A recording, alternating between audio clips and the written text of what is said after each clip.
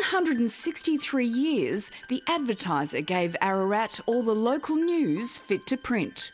Last month, the presses stopped, and the only reporter in Ararat left standing was 16-year-old Jack Ward. So you're 11, aren't you? Yeah. I've loved journalism for as long as I can remember. I've been watching the nightly news and breakfast TV since I was in primary school.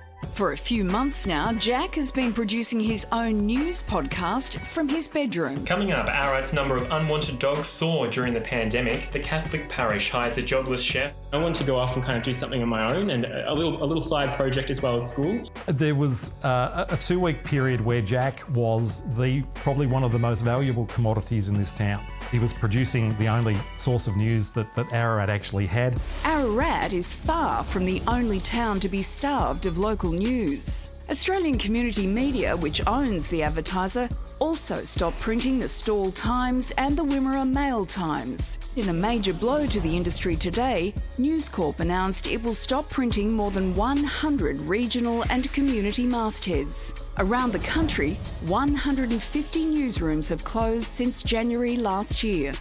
Country communities want to see things that are happening in their area. They want to know who's died. They want to know who's had a baby. They want to see who's got married. They want to see who's won an award. Craig Wilson's the owner of another paper in nearby Beaufort, half an hour's drive from Ararat. When the Advertiser closed, he sniffed an opportunity and went looking for the best local talent. You guessed it, Jack. And now you've been offered a job on the new local paper, the Ararat Advocate. How did that come about? Yeah, that was a big surprise. I got a text message from Craig Wilson, who publishes the Pyrenees Advocate just down the road. And then, he asked to meet up and offered me a job. What do you think having this strong local news source means for communities like Ararat? We have our national news channels as well, but they're not covering the things that are going on in the community. And some of the biggest stories are unfolding in our small communities. So I think it's so vital. Bruce Ellen is the General Manager of the Latrobe Valley Express and heads up Country Press Australia. Our journalists are not just a set of people who sit in an ivory tower, they're part of the fabric of the community, and that's vital to local reporting. He's seen the impact of towns losing their newspaper firsthand. In those towns, the papers have gone into recess. There's been a massive outcry from the community, a massive concern about whether they'll come back. And usually the decision to print or perish comes down to the bottom line. People think a newspaper just miraculously appears out of thin air every week, and it doesn't. It requires a lot of work from journalists, it requires work from graphic designers. You need people to sell advertising, you need somebody to answer the phones, and a lot of papers have gone by the wayside, I think, simply because the costs are very high. We've seen so many local papers close down and just a community's left without any source of news. And then when vital news breaks, people don't know what's going on. Particularly at a time of COVID-19 when the community would have been desperate for news. That is so true right now. There's so much going on in our world. We're all anxious. We're all getting used to this new COVID normal. And I think the community really needs to know what's going on. It's hard to be optimistic about the news business at the moment. News Corp's announcement today means hundreds of journalists will lose their jobs, a lot of them in regional areas. Then there's AAP, where half the staff could lose their jobs next month unless a rescue mission is successful. But despite all the bad news, it's full steam ahead at Ararat's new local paper, The Advocate. People in the street who've never met me before are stopping and telling me how much they're enjoying the paper. So for you, what does the future hold, Jack? There's so many opportunities out in the industry. I mean, the end goal would be to working for a big network like Channel 10 and maybe sitting on the project desk one day, who knows? There's just so many possibilities.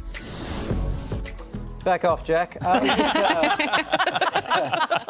Lisa joins us now from Sydney.